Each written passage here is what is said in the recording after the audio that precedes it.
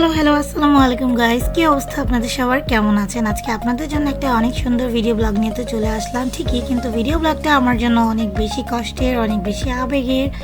So যাই হোক, আজকে ভিডিও ব্লগটা চলেন শুরু করি। একেবারে সকাল থেকেই শুরু করছি। দেখতেই পাচ্ছেন অ্যাজ ইউজুয়াল আমি কিন্তু রেডি হয়ে বের হয়ে গিয়েছি ভার্সিটির উদ্দেশ্যে।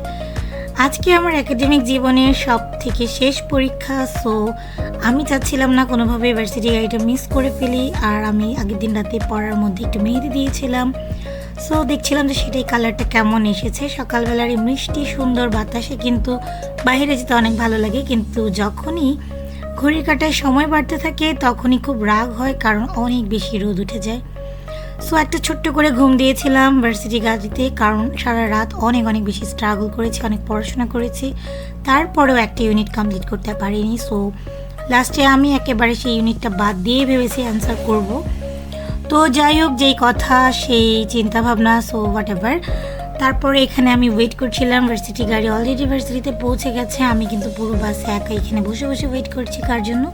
আমার একজন সিনিয়র আপুর জন্য, কারণ উনি আসলে ওনার সাথে একসাথে চা নাস্তা করবো। বাট আনফর্চুনেটলি ওনার সাথে আমার দেখা তো হয়েছে, কিন্তু চা খাওয়ার সৌভাগ্য হয়নি।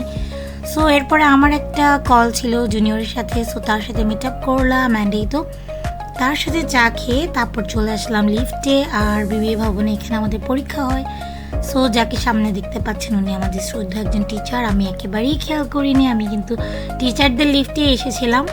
অ্যান্ড পেছন থেকে স্যার আমাকে বলছিল যে কী অবস্থা, পরীক্ষা কখন।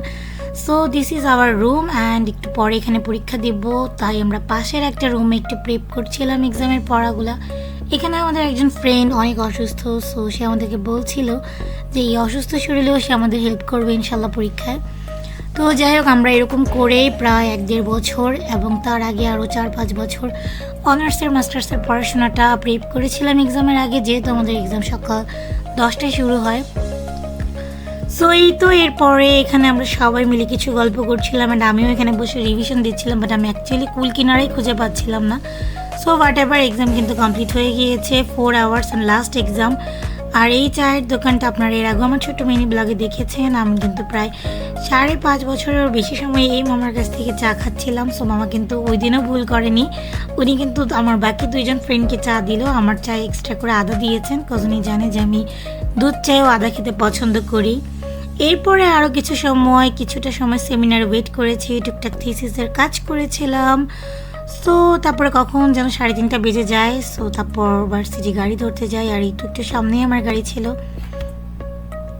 তো সেখানে গাড়িতে উঠে পড়লাম। আর এই তো আমাদের হাফ রাস্তা, যেহেতু আমি অনেক টায়ার্ড ছিলাম, সেদিন আমি অ্যাকচুয়ালি পরীক্ষার হলে ঘুমিয়ে যাচ্ছিলাম, ঠিক ফার্স্ট এক্সামের সময় যেরকম ছিল।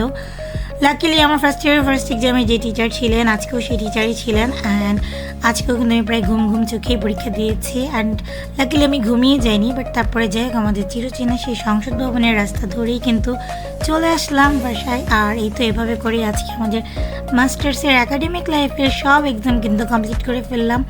অ্যান্ড এভাবেই জগন্নাথ বিশ্ববিদ্যালয়কে আমি অনেক বেশি মিস করবো। সো আপনাদের কাছে কেমন লেগেছে ভিডিওটা কমেন্ট করে জানাবেন। Thanks for watching guys.